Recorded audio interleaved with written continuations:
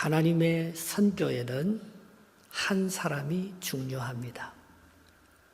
우리의 인생을 아름답고 복되게 만드는 것도 한 사람입니다. 바울이 평생에 만난 참 소중한 사람이 있다면 그것은 바나바일 것입니다. 바나바가 바울을 소개해줘서 예루살렘 사도들에게 가서 이 사람은 이제는 더 이상 율법을 따르는 사람이 아니고 예수의 사람이라고 인정해 주었기 때문에 바나바가 그를 안디옥으로 데려가서 함께 목회를 하고 첫 번째 선교사로 나갈 수가 있었습니다.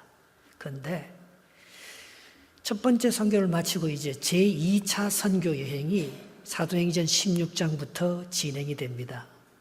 그런데 이때부터 바울과 바나바가 심하게 다투고 싸웠던 것입니다. 바나바의 조카가 한 사람이 있었는데 마가, 요한이라는 마가 생질이 있었습니다. 그를 데리고 가느냐 데리고 가지 않느냐 그 입장 차가 있어서 영원히 바울과 바나바는 갈라서게 되었습니다. 바울의 마음에 너무나 큰 상처였습니다. 안디옥 교회를 잃어버렸어요. 바나바를 잃어버린 것은 안디옥 교회를 잃어버린 것입니다. 자기를 서포트해주고 자기와 오랫동안 함께했던 믿음의 동력자들을 왜 안디옥 교회는 바나바가 세우고 바나바가 그게 주로 사역했는 지역이 자기는 초청을 받아서 간 지역이었기 때문에 그리고 바나바가 사역했던 선교지 전체를 잃어버린 것입니다. 얼마나 바울이 마음이 아팠겠습니까? 근데 참 그 상실한 마음 속에 있는데 하나님께서 바울이 다른 곳으로 생소한 선교지로 루스트라와 이고니온 지방으로 떠나면서 바울의 인생에 있어서 가장 중요한 한 사람을 만납니다. 그 사람이 누굽니까? 오늘의 주인공인 디모데입니다. 디모데는 바울에게 있어서 영원한 아들이었어요. 베드로는 결혼하여서 부인과 더불어서 선교를 했지만은 바울은 독신이었습니다. 그래서 그는 디모데를 가리켜서 믿음으로 낳은 내 아들이라, 가슴으로 낳은 내 아들이라 했습니다. 디모데 전서 바울이 제일 마지막에 로마 감옥에서 죽으면서 마지막으로 쓴 편지가 옥중서신 중에서도 목회서신입니다. 그게 디모데 전후서예요. 그게 마지막 편지입니다. 사랑하는 아들에게 마지막으로 주고 싶은 말을 편지로 쓴 거예요. 디모데전서 1장 2절에 보면 이렇게 되어 있습니다. 믿음 안에서 참아들 된 디모데에게 편지하노니 그리스도 예수 은혜와 평강과 긍휼이 너희에게 있을지어다. 디모데를 가리켜서 믿음 안에서 참 아들 된 그렇게 표현하고 있는 것을 볼 수 있습니다. 디모데 후서 1장 2절에도 이런 표현을 합니다. 사랑하는 아들 디모데에게 편지하노니. 아버지와 아들 관계가 이 세상의 관계 중에서 가장 친밀한 관계 아닙니까? 부모와 자식 간의 관계. 사도 바울이 바나바와 헤어지면서 아픈 상처를 가지고 선교지도 잊어버리고 모든 것을 잊어버렸는데 한 사람을 얻은 거예요. 그게 믿음의 아들 디모데입니다. 그게 바울의 선교를 그렇게 이 팀이 바울은요 너무 강력한 사람이에요. 그래서 개척은 잘해요. 개척하다를 영어로 처치 플랜팅이라고 하거든요. 나무는 잘 심어요. 나무를 심어 놓는다고 되는 게 아니잖아요. 널처링시키고 양육시키는 것은 온유하고 겸손한 디모데가 다 해줬어요. 이 둘이 한 팀이 되어서 오늘의 유럽 교회를 만든 거예요. 만약에 바울이 디모데를 만나지 못했더라면은 바울은 바울대로 사역하다가 맨날 개척만 하다가 끝났을 것이고 디모데는 강력한 리더십을 가진 지도자의 이끌림을 받지 못하고 그저 온유하고 겸손하다가 사람들에게 휘둘려서 모든 일을 중단해 버렸을 것입니다. 이 둘이 한 팀이 되어서 오늘의 초대교회를 생기고 유럽 교회를 만드는 가장 강력한 그런 사역자들로 하나가 되었다. 바울이 디모데를 얻는 것은 천하를 얻은 것입니다. 디모데가 바울을 만난 것은 위대한 서성을 만난 거예요. 그렇게 하면서 그들이 하나로 하나님의 역사와 교회를 만들어가는 그런 은혜를 베풀었다는 것입니다. 여러분, 우리는 일평생에요 소중한 한 사람을 만나야 합니다. 그 한 사람이 우리를 살리는 거예요. 예수님이 어떻게 그렇게 훌륭한 사역을 잘할 수 있었느냐? 예수님에게도 친구가 한 사람이 있었습니다. 누굽니까? 예수님의 친구. 베드로와 요한이 아니었습니다. 예수님의 진짜 친구. 예수님이 그 집에만 가면 위로를 받고요. 예수님이 목회하다가 어렵고 고통스러운 일이 있으면 그 사람하고 다 마음을 나누고 이해한 한 사람이 있었습니다. 그 사람이 누굽니까? 나사로. 마리아와 마르다의 오라버지 나사로. 그래서 요한복음 11장 11절에 보면 나사로가 죽었을 때 뭐라고 말해요?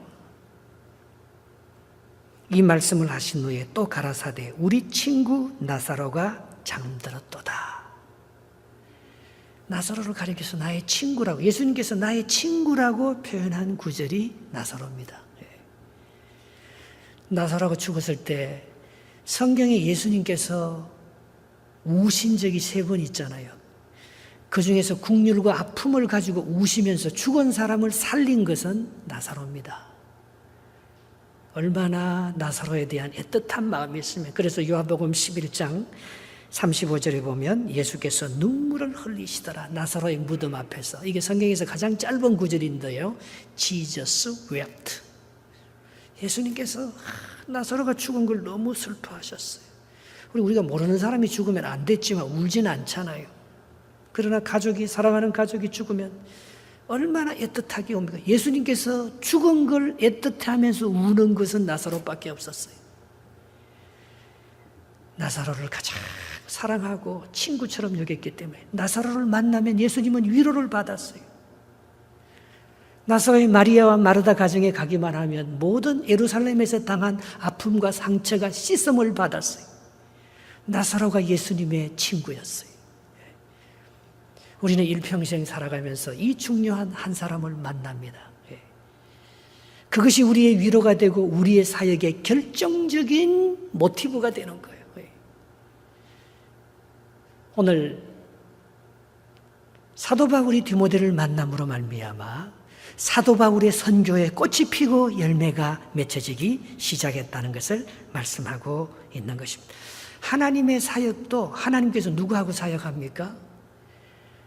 하나님이 혼자 사역하지 않아요. 내 친구라고 말한 사람이 있습니다. 구약에. 누구죠? 아브라함을 만나니 내 친구라 했어요. 내가 그에게 내가 가지고 있는 생각을 숨기겠느냐 하면서 소돔과 고모라 성의 멸망을 가르쳐 주는 것을 볼 수가 있습니다. 모세를 가리켜서 내 친구라고 했어요. 그러면서 모세에게 자기가 있어지던 모든 율법, 하나님 나라의 법과 질서와 구원의 미래의 그런 예언의 역사를 모세를 통해 하나님께서 다 가르쳐 주는 것을 볼 수가 있습니다. 하나님의 친구가 있습니다. 예수님의 친구가 있었습니다. 오늘 사도 바울도 정말 너무나 소중한 디모데라는 믿음으로 낳은 아들, 그 친구를 얻음으로 말미암아 디모데 사역에 참 빛을 보고 아름다운 열매를 맺게 되는 것을 볼 수가 있는 것입니다. 그런데 친구를 어떻게 얻습니까? 오늘 본문 1절 2절에 그 친구 바울의 동력자 디모데 얻는 장면이 나오는데 1절 2절부터 한번 읽어보겠습니다. 시작. 바울이 더베와 루스드라에도 이름에 거기 디모데라 하는 제자가 있으니 그 어머니는 믿는 유대 여자요 아버지는 헬라인이라. 디모데는 루스드라와 이고니온에 있는 형제들에게 칭찬을 받는 자니 3절 바울이 그를 데리고 떠나고자 할새 그 지역에 있는 유대인으로 말미암아 그를 데려다가 할례를 행하니 이는 그 사람들이 그의 아버지는 헬라인인 줄 다 알미러라. 디모데에 대한 얘기가 나오는데 디모데 엄마는 누구라고요? 믿는 유대인 유니게예요. 믿음의 집안에서 계속해서 자란 훌륭한 믿음에 기도하는 어머니를 두었어요. 근데 그 아버지는 누구라고요? 안 믿는 이방인 헬라인이에요. 그리스 사람이에요. 근데 바울이 뼈아프게 느끼는 게 하나 있습니다. 바울은 너무 강직해요. 자기 진리에 대해서 타협과 양보가 없는 사람이에요. 그래서 바나바를 잃었잖아요. 근데 이번에 디모데를 얻으면서는 바울의 생각이 많이 바뀝니다. 여러분, 친구를 얻는 사람은 내가 옳다는 사람만 가지고는 친구를 얻을 수가 없을 수도 있어요. 오늘 바울이 뭘 타협합니까? 바울은요, 율법에서 자유한 사람이에요. 율법을 다 이룬 사람이잖아요. 할례를, 예수 믿는 사람이 할례를 행할 필요가 없다고 생각하는 사람이 바울이에요. 바울은 복음 안에서 이방인의 선교를 위해서 부름을 받았기 때문에 디모데가 자기의 제자가 되고 자기의 동력자가 되었는데 디모데와 함께 사역하면서 디모데에게 자기 생각으로는 할례를 행할 필요가 없어요. 할례는 구약의 율법을 믿는 유대교 사람들이나 하지 예수 그리스도를 믿는 바울에게 있어서 할례가 뭐가 중요합니까? 예수 그리스도를 믿고 거듭나고 죄 사함을 받았으면 구원받는 거지 할례를 받아야지만 구원받는 건 아니잖아요. 근데 바울이 양보를 하는 거예요. 왜? 지난번 바나바와 진리 싸움을 했을 때 사실 우리는 진리 때문에 싸우는 게 아니에요. 복음 때문에 싸우는 게 아니에요. 복음을 둘러싸고 있는 많은 문화적인 환경적인 그런 비본질적인 것이기 때문에 이렇게 해야 된다 저렇게 해야 된다 하고 싸우는 거잖아요. 인간적인 생각에 마가는 선교사로서 합당하지 않다고 바울은 판단했고 바나바는 그래도 바나바는 모든 사람을 키워주는 온유한 사람이기 때문에 그래도 마가를 데리고 간다야 하는 바나바의 입장에서 바울과 바나바가 서로 그게 복음 때문에 싸우는 게 아니죠. 예수 때문에 싸우는 게 아니잖아요. 그래서 바울이 많이 양보를 한 거예요. 할례를 행하면 어떻고 할례를 안 행하면 어떠냐. 할례가 구원받는데 무슨 본질적인 문제냐. 그러나 그 디모데의 그 아버지 쪽 헬라 쪽 그리고 그 어머니 쪽 유대 사람들 중에서는 아직도 예수 그리스도를 믿지 않고 구약의 유대적인 율법에 사로잡혀 있는 사람들이 많단 말입니다. 그 사람들은 하나님의 종이 되면서도 할례를 받아야지 선민이잖아요. 진짜 유대인이잖아요. 할례도 안 받은 사람이 무슨 하나님의 일을 한다고 하느냐. 그런 비난을 받지 않기 위해서 디모데로 하여금 할례를 행하게 했다는 거예요. 그 바울도 많이 부드러워졌죠. 바울도 많이 타협을 할 수 있는 그런 사람으로 되었습니다. 그래서 디모데를 정말 끝까지 지켜주고 바울이 디모데와 함께 팀 사역을 할 수 있는 그런 좋은 여유가 그들의 관계 속에서 생겼다고 볼 수 있을 것입니다. 이 당시 초대 예루살렘 교회 지도자는 야고보예요. 야고보는요, 보다 율법주의적인 사람이에요. 야고보 입장이 워낙 강력하기 때문에 그래도 율법을 지키고 할례를 받아야지만이 진짜 크리스찬으로서 신구약을 연결시키는 온전한 사람이 될 수 있다고 하고 바울은 그런 입장이 아닙니다. 할례가 무슨 필요 있느냐 그렇게 할례를 반대하는 사람이에요. 그리고 율법이 필요 없다고 주장하는 사람입니다. 그런데 바울이요 야고보와 많은 조화를 그 중간에 있는 게 베드로의 입장이고 베드로는 율법과 복음 중간에 있습니다. 그러나 야고보는 야고보 신약 성경의 야고보서를 보면 야고보는 행위를 강조하잖아요. 야고보는 율법을 그래도 지켜야 되고 율법적으로 살아야 된다고 강조합니다. 그러나 바울의 복음을 보면 바울은 그 율법을 뛰어나서 오직 믿기만 하면 된다는 은혜에 사로잡혀 있는 사람이 바울입니다. 그 중간에 베드로가 이 둘을 잘 조화하지요. 그런데 이 바울도 많이 양보하고 타협하는 사람이 된 거예요. 그래서 4절 5절에 어떻게 했다는 바울이 가는 교회마다 예루살렘 공의회에서 결정된 회의를 소중하게 여기면서 율법을 다 지키는 게 아니다. 그러나 이런 것들은 함께 지켜줬으면 좋겠다 하면서 그것을 사도 바울이 함께 가리키는 것을 볼 수가 있습니다. 4절 5절 말씀입니다. 시작. 여러 성으로 다녀갈 때 예루살렘에 있는 사도와 장로들이 작정한 규례를 그들에게 주어 지키게 하니 이에 여러 교회가 믿음이 더 굳건해지고 수가 날마다 늘어가니라 했습니다. 이게 어떤 규제예요? 우상의 제물에 절하는 것은요, 먹지 말자. 우상의 제물에 절했다고 해서 그게 사도 바울은 끓이키지 않아요. 우상의 제물에 절했다고 그게 우상 건가 하나님 거지. 나는 우상의 제물 먹는 것도 조금 더 끓이키지 않아. 바울의 입장 그런 입장이에요. 그러나 사람들이 우상에게 절한 제사의 음식을 먹는 사람이 무슨 진짜 크리스찬이냐 그렇게 비난하는 사람으로부터 자기를 지키기 위해서 우상의 제물에 있는 고기는 먹지 말자. 그리고 피를 먹지 말자. 구약의 피 먹지 말자 했잖아요. 여러분 지금 선지국도 먹으면 안 돼요. 그러나 우리 예수 믿는 사람이 피 있는 선지국 먹어도 상관없잖아요. 우리가 먹는 데서 자유하잖아요. 그러나 피를 먹지 말자. 그리고 음행을 피하자. 그리고 하나 더 있습니다. 뭡니까? 하나님 앞에 거룩하지 못한 것들, 가정된 행위를 거기에서 벗어나서 보다 율법에서 말하는 그런 거룩한 것들도 우리가 함께 지키면서 살아가는 것도 아름답다. 바울이 그걸 지키자는 거예요. 어떤 사람은 나는 이제 예수 믿었으니까 안식일을 내 마음대로 해도 된다. 그 예배만 달랑 드리고 안식일을 자기 마음대로 사는 사람이 있습니다. 그러나 경건한 사람은 내가 주일을 하나님 앞에 온전히 바쳤는데 내가 주일날 쇼핑할 수 없지. 내가 주일날 밖에서 외식하면서 내가 내 먹고 싶은 거 마음껏 다 먹을 수 없지. 나는 그래도 안식일을 거룩하게 지킬 거야. 그렇게 생각하는 사람이 있으면 그 믿음이 좋은 거죠. 그러나 주일날 꼭 필요해서 내가 가지고 있는 예배를 드리고 난 다음에 자기 나름대로 나는 주일날밖에 쇼핑할 수 있는 시간이 없는데 난 주일날 쇼핑 안 하면 다른 날 쇼핑할 수 있으면 다른 날 쇼핑하면 좋지만 그러나 주일날 나는 주일날밖에는 쇼핑할 수 있는 시간이 없어. 그렇게 하면 하나님도 쇼핑하는 거 이해하게 쇼핑하고 안 하는 것이 구원의 문제하고는 상관이 없잖아요. 그러나 내 자신을 거룩하게 지키는 일에 있어서 내가 하나님의 믿음의 생활을 온전히 하기 위해서 내가 주일은 하나님 앞에 조금 더 거룩한 모습으로 그렇게 살아가기를 원해. 그럴 때 자기를 지키고 믿음을 지키는 거 아닙니까? 내 마음대로 그냥 주일이 뭐가 필요 있어? 안식일 다 지나갔는데 예수 믿으면 구원받는 거지. 안식일을 내 마음대로 하면 되지. 그렇게 하면서 자기 마음대로 안식일도 안 지키고 자기 마음대로 부모도 공경하지 않고 자기 마음대로 성경에서 구약에서 율법에서 말하는 그 모든 것은 다 필요 없다고 생각하고 나는 예수 믿었고 구원받으면 됐어. 그렇게만 생각해 버렸다면은 그 믿음을 어떻게 온전히 지켜나갈 수 있겠어요?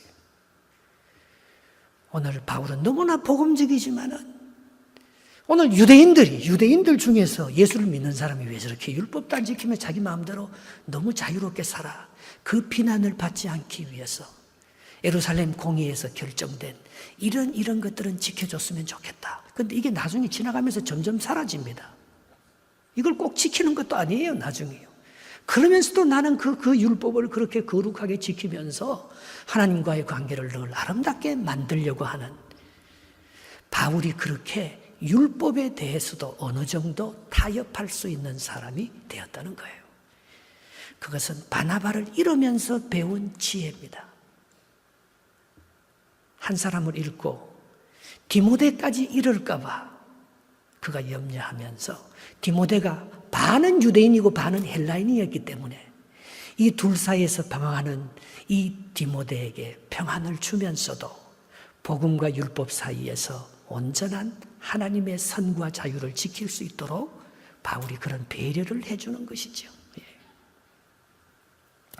바울과 디모데가 왜 이렇게 친하게 됐느냐? 선교가 막히면서 그래요. 1차 선교, 바울과 바나바가 선교할 때는 선교가 잘 풀렸어요. 아시아 선교의 문이 활짝 열렸거든요. 그런데 이상하게 2차 선교를 아시아를 선교하는데요. 선교가 그렇게 안 될 수가 없어요. 모든 문이 닫힌 거예요. 선교하는 것마다 실패하는 거예요. 그 다음 주 2절 보겠습니다. 6절 7절입니다. 시작.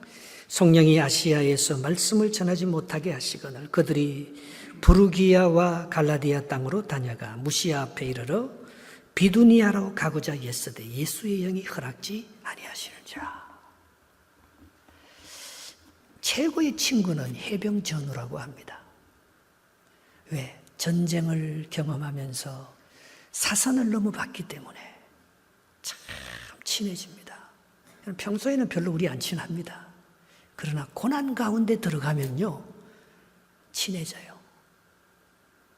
환경에 같이 막아서면서 선교가 안 되니까 바울과 디모데가 얼마나 힘들고 낙심했겠습니까? 아무리 힘쓰고 예수도 안 되는 거예요. 나중에 알고 보니까 뭐예요? 예수님이 막으시는 거예요. 성령이 선교 못하게 하는 거예요.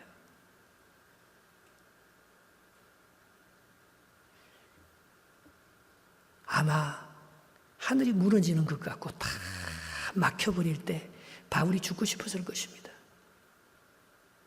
선교를 위해서 생명을 걸고 모든 것을 선교하기 위해서 자기가 지금 이런 사역을 하는데 비두니아, 갈라디아, 무시아 가는 곳마다 다 막아서서 바울이 선교하지 못하게 하는 거예요. 왜 이런 일이 있습니까? 여러분 예수 믿고 기도하면 다 되는 거 아니에요? 근데 우울증 약을 먹어야 돼요. 잠이 안 와서 잠 오지 않는 수면제를 먹어야 돼요. 왜 그래요? 예수 믿으면 다 되는데 왜? 믿는 사람에게 능치 못함이 없는데 왜 그래요? 수술했으면 병이 나아야죠. 수술했는데도 통증이 끊어지지 않고 계속해서 아파요. 중독에서 예수 믿고 결단하고 중독에서 벗어난 사람이 있습니다. 그런데도 유혹을 이기지 못하고 다시 중독에 빠지는 사람들도 많습니다. 예수 믿고 하나님을 의지하면 뭔가 다 될 것 같고 온전하게 될 것 같은데도 예수 믿고 믿음으로 했는데도 모든 것이 막혀버리고 안 되는 그런 경우도 있다는 것입니다.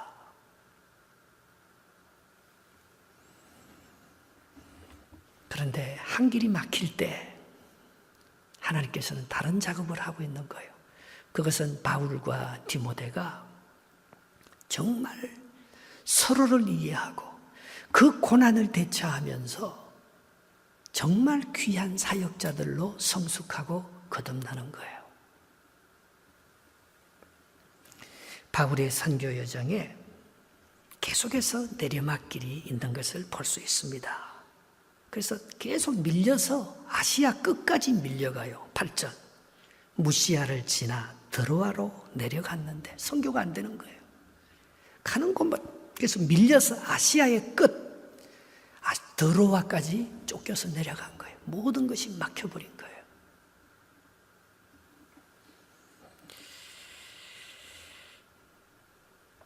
인생을 여러분 뭐라고 생각합니까? 인생을 비유하기를 한 목회자가 인생은 암벽타기라고 하더라고요. 여러분 암벽을 어떻게 탑니까? 내가 올라갈 수 있는 자리가 없어요. 근데 보면 돌 하나가 여기 딱 붙어 있어요. 그거 잡고 있는 힘을 다해서 올라가는 거 아니에요. 근데 발 디딜 데가 없어요. 근데 자꾸 보니까 발 디딜 때 조그만한 그 흠이 하나 있는 거예요. 거기에 겨우 발 디뎌서 또 한 발자국 올라가는 거 아니에요. 근데 더 이상 올라갈 수가 없는 거. 올라갈 수도 없고 내려갈 수도 없는 거예요. 완전히 암벽에 붙여서 이제 힘이 다 떨어지면서 죽을 것만 같아요. 그게 우리의 인생살이지 않습니까? 하나님의 인도함을 받아서 모세가 출애굽을 했어요. 그런데 나와 보니까 뭡니까? 앞에는 홍해바다예요. 뒤에는 애국 군대가 쫓아와요. 양쪽은 절벽이에요. 오도 갔다고 하지도 못해요. 그래서 이스라엘 백성들이 모세를 향해서 뭐라고 원망합니까? 차라리 우리가 애굽에게 항복했으면 좋겠다. 애굽에 있을 때는 그래도 자유롭고 먹는 거라도 마음껏 먹었다. 우리가 뭘 하나님을 섬기겠다고, 우리가 뭐 약속의 땅에 가겠다고 나와봤자 오도 가도 못하는 암벽에 붙어서 더 이상 올라가지도 못하고 내려가지도 못하고 더 이상 가나안 땅으로 들어갈 수도 없는 절대절명의 위기 속에서 갇혀버린 게 우리의 인생이 아니냐. 오늘 바울의 선교도 그렇게 됐다는 것입니다. 그때 모세가 뭐라고 말합니까? 출애굽기 14장 14절에 여호와께서 너희를 위하여 싸우시리니 너희는 가만히 있을지어다. 모세가 할 수 있는 게 아무것도 없습니다.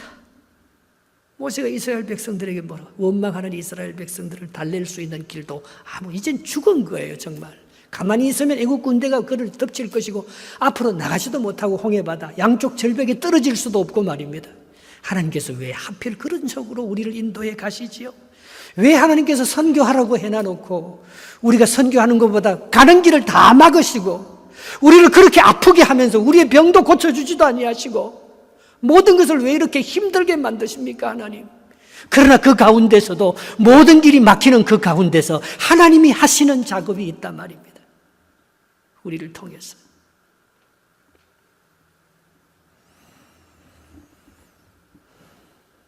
그때 한 사람을 만나는 거예요.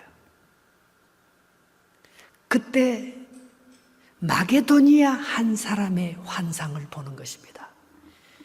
9절 10절 마지막 절 한번 읽어보겠습니다. 시작. 밤의 환상이 바울에게 보이니 마게도니아 사람 하나가 서서 그에게 청하여 이르되 마게도니아로 건너와서 우리를 도우라 하거늘. 바울이 그 환상을 보았을 때에 우리가 곧 마게도니아로 떠나기를 힘쓰니 이는 하나님이 저 사람에게 복음을 전하라고 우리를 부르신 줄로 인정함이러라. 아멘. 성서 주석에 보면 이 마게도니아에서 부른 한 사람이 누구겠어요? 마게도니아는 그리스입니다. 헬라 제국입니다. 일으키는 알렉산더 대왕이라고도 하기도 하고, 또 어떤 사람은 이 사도행전과 누가복음을 쓴 의사 누가라고도 말하기도 합니다. 정말 바울이 이때 누가를 얻어요. 바울이 감옥에 가서 끝까지 바울과 함께 있었던 사람은 의사 누가밖에 없어요. 다 바울을 떠났어요. 바울이 외로웠습니다. 바울이 누가를 하나 얻은 것이 마게도니아 전체를 얻은 거예요. 여러분, 우리는 굉장히 어렵고 힘든 가운데서 항상 홍해바다를 건너면서 하나님께서 모세에게 누구를 붙여줍니까? 홍해바다를 건너고 나서 모세가 구원의 노래를 부르는데 모세가 부르는 게 아니고 그 이후에 보면 누가 또 부릅니까? 모세의 누이 미리암이 선지자가 되어서 노래를 부릅니다. 여러분, 참 우리는 모든 것을 잃고 모든 것을 막히고 모든 것이 안 되는 것 같지만 말입니다. 그 가운데서도 하나님께서 한 사람을 세우는 거예요. 한 사람의 좋은 동력자를 만나게 해주는 거예요. 그래서 이제 유럽 선교의 문이 열리는 거 아닙니까? 그래서 첫 번째 간 게 빌립보, 데살로니가, 아덴, 고린도, 선교의 문이 활짝 열리면 가는 곳마다 교회가 일어나고 믿는 사람이 생겨나고 하나님의 놀라운 기적과 역사가 그렇게, 아시아에서는 그렇게 복음을 전하려고 해도 안 되던데 이상하게 유럽으로 가서 복음을 전하는데 복음의 문이 막 열리는 거예요.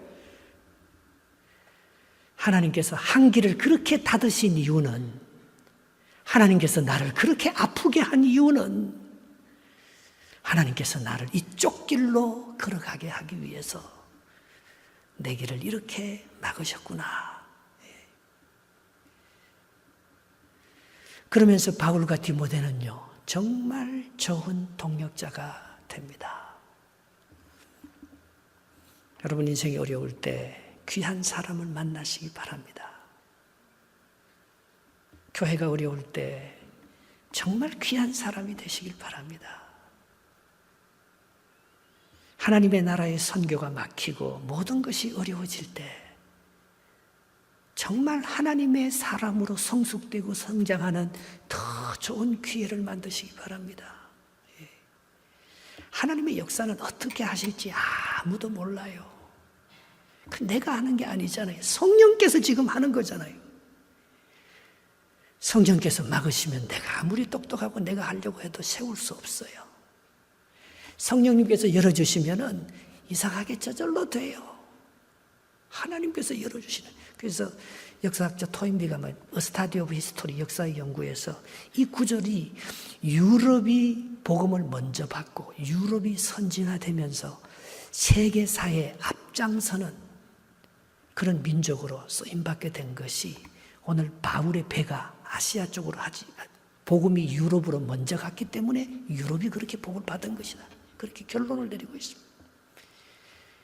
우리가 늦게 이렇게 예수 믿고 복음이 오니까 우리도 문명화되고 기독교가 우리에게 들어옴으로 말미암아 우리가 선진화되고 우리가 이렇게 복음을 전하는 선교사의 나라가 되어서 복음의 나라가 되어서 우리나라가 이렇게 늦게 빛본 거 아니에요. 만약에 선교사들이 와서 우리에게 복음을 전하는 문이 닫혀 있었다면 안 되는 거예요. 리빙스턴이 중국으로 가기로 했지만 문이 막혀서 아프리카 선교사로 제1호 아프리카 선교사로 떠났습니다. 윌리엄 캐리가 남태평양 선교사로 가고 싶어 했지만 그 길이 막혀서 인도로 갔습니다. 저더슨이 인도로 가고 싶어 했지만 그 길이 막혀서 버마로 갔습니다. 언더우드가 인도 선교사로 가려고 다 해서 편지 봉투를 넣으려고 하는데 하나님의 음성, 조선은 어떻게 하느냐 그 소리를 듣고 조선 최초의 선교사로 오면서 우리나라에 이렇게 복음이 전해진 다 한 길이 막힌 사람들입니다. 다 어려움을 당한 사람들입니다. 그 사람들이 성령의 음성에 순종하다 보니까 다른 길을 감으로 말미암아 하나님께서 주시는 놀라운 은혜와 축복을 받은 사람들입니다.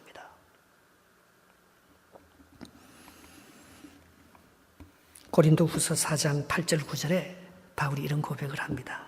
우리가 사방으로 우겨쌈을 당하여도 쌓이지 아니하고 답답한 일을 당하여도 낙심하지 아니하며 박해를 받아도 버림받지 아니하며 거꾸로 뜨림을 당하여도 망하지 아니하고 우리가 항상 예수의 죽음을 몸에 짊어지면 예수의 생명이 또한 우리 몸에 나타나게 하려 함이라 했습니다.